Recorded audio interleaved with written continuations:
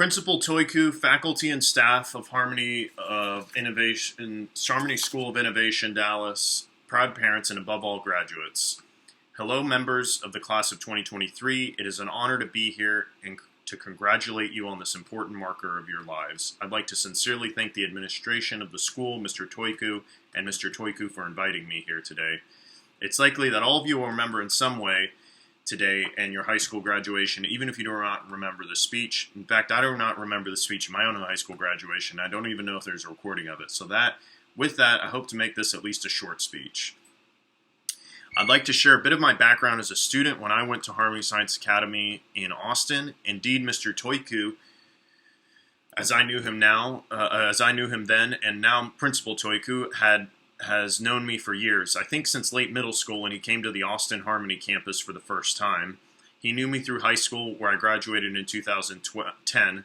That was a while ago, but the years of Harmony at Harmony from 2004 when I was in 6th grade all the way to 12th grade graduation 2010 were one of the most formative years of my life. And I think I still think of them from time to time.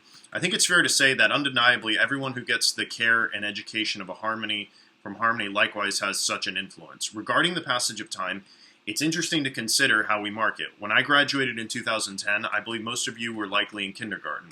It's interesting to think about where those adults who are in high school, who were in school when were in 12th grade, when I was in kindergarten. But consider that you too at some point will be at this point in time where you may be giving advice to someone who is now in kindergarten.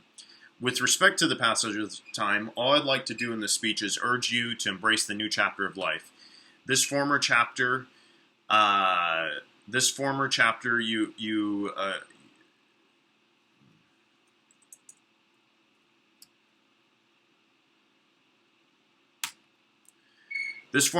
for you has been completed. High school is done. You stand at the door of the next chapter, and I'd just like to share a bit of advice as a fellow Harmony grad. So here's a few stories. Research shows that most high school commencement speeches give an anecdotic story. Now, as a professional researcher, I found quite a few such anecdotes and stories watching many commencement speeches and graduation speeches for college and high school online. Rather than sharing one, I thought I'd share a few of my favorites that I discovered.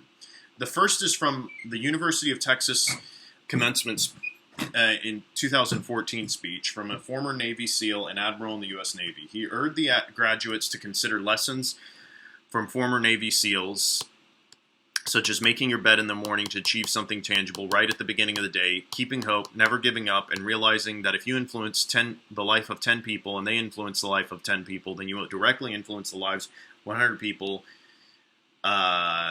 in your life, and that's a big achievement, not counting how many you indirectly influence. So those types of influences are usually small but allow for the winning of small advancements in life. The second one I enjoyed was Wesley High School in 2012. The title of the speech, ironically, to the high school graduates was, "You Are Not Special." At first, the speaker said how many high school students there are, how many things the students had identical, including the gowns everyone was wearing.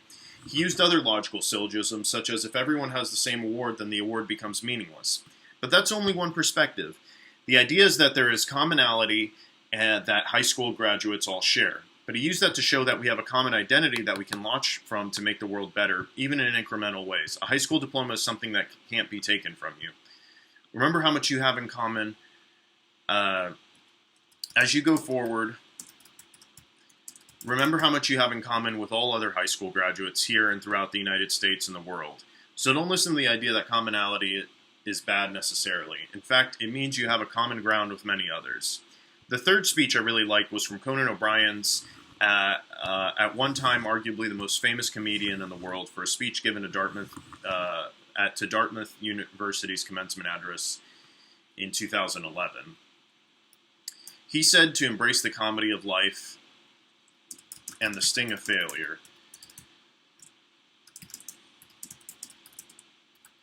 that may come from it. Conan thought he had a dream job for years to have the best slot on primetime television, but then it was taken from him. And in that year, after losing what he had dreamt about for 20 years, he had the most unique and happiest time of his life. The lesson: realize that failure stings, but can sometimes lead to the reinvention of the self. Your dreams may change and probably will change. Those are worthwhile dreams to pursue. But remember, even if you don't achieve them, you will change your dreams will likely change too. The fourth is Steve Jobs, the former CEO and founder of Apple, who gave an incredible 2005 Stanford commencement address. Jobs said that you sometimes can't connect all the dots together until years after you realize they have a connection. So sometimes experimenting with classes that aren't practical can have the most practical effects. He said he took a calligraphy class in college that many thought was impractical.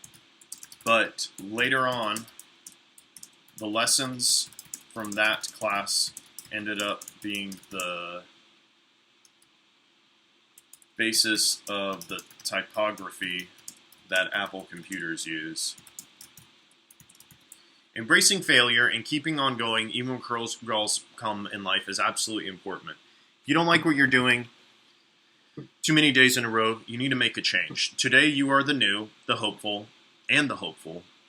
But in the coming years, you will not be the new. So make sure you make the most of what you have with the time that is ahead of you and before you. The fifth is David Foster Wallace, an author of what many call the great American novel, Infinite Jest. Wallace gave a speech titled This is Water in his 2005 commencement speech to Kenyon College in Gambier, Ohio. Wallace gives a story of two fish swimming and seeing a third fish. The third fish passes by and asks, "How's the water?" One of the initial two fish turns to the other fish and asks, "What the heck is water?" The water is all around you. This is the metaphor for using our minds to think about what is all around us and obvious to us. This is perhaps my favorite one that I found. So what is the common theme in these speeches? We are not the center of the world, despite our perception telling us that our collection of experiences of friends and family showing us that we might actually be the center of the world. Indeed, on a comedic note, astrophysicists say that there is no center of the universe, so it can't be any one individual here or anywhere. Capture the day as much as you can, but remember to be in the moment, not just to receive an accomplishment or to achieve something. In other words, follow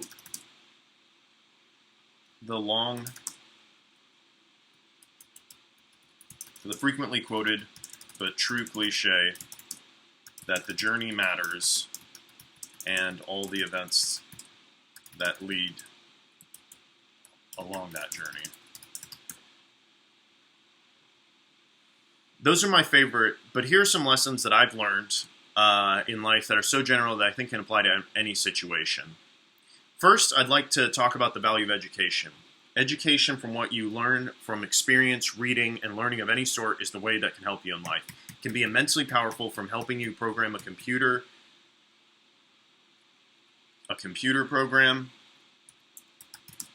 figure out a logical puzzle, help you fix a car, help you fix personal smart problems, to solving intense engineering issues that face humanity, or understanding humanity through poetry and literature. The only way to encounter all these practical problems is through education, whether formal or informal, whether it is reading a textbook, reading a manual, or reading instructions of any sort. The more you do this and the more you continue to educate yourself, the easier your activity will be and the more free time you'll have. As I mentioned, I started in 6th grade with Harmony. I stayed there all the way to graduation in 12th grade. I've been told that some of you have been with Harmony since elementary. It was an incredible journey. During that time, we grow as humans, perhaps more than any other time period in our lives of that length. Harmony has invested you with a wealth of information, science, English, literature, writing, language skills, and mathematics, as well as tools and critical thinking for engaging with new materials. In the next steps and chapter of life, you're going to realize that these are building blocks to go forward. Just the same way you think 6th grade math or history was easy compared to what you were expected to do in high school, so too will the learning compared to what lies ahead. So take the tools you have to improve on the road ahead. Likewise, embrace what lies ahead, but remember Harmony will be here. Many of my classmates graduated high school, went to college, and experimented with various aspects of their careers. But they kept in contact with Harmony. At one point, Several of them returned to Harmony to work full-time. I myself enjoy coming back on some occasions to volunteer as well. Here's one piece of advice. I would stay in contact with your mentors and the staff at Harmony that you know. Those contacts could even be recommendation letters in the future. You never know if you might want to return to teaching or return to be part of the school in some way, such as volunteering. Even in a non-paid. It will bring fulfillment and a potential network as you go ahead in the world. Likewise, when you enter the next stage of life, I encourage you to build healthy and positive relationships with your teachers, classmates, and school staff.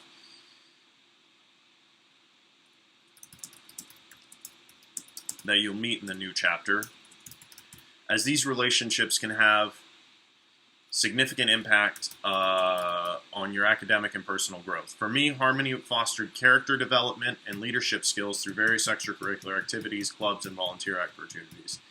Whether you engage in a lot of activities or stayed singular with school, you and Harmony were able to foster and grow. David Foster Wallace, in his commencement speech that I just mentioned, said that life on the other side isn't so different. In a work environment, you'll still have some semblance of a dress code, and that there will be places you need to be at certain times. There may even be monotony to life, whether it's waiting in traffic or getting groceries. So take every opportunity you can to grow. In conclusion, I encourage you to do your best, embrace failures, and remember to be kind to everyone. Attempt to treat everyone with respect needed in that moment. I have no doubt that you are well prepared for the future. Much of it is up to you, but always remember to ask for help if you need it. Congratulations to the class of 2023 of Harmony Science Academy, Harmony Science School of Innovation, Dallas.